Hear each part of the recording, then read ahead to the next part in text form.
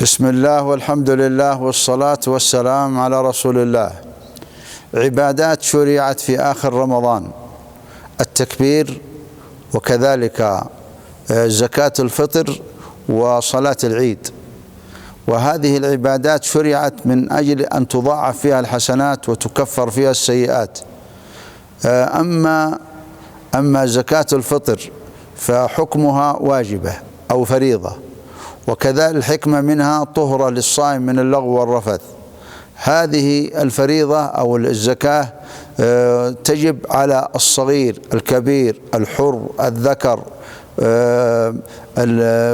من المسلمين، يعني على الرجل والأنثى والحر والعبد والصغير والكبير، بشرط قال من المسلمين.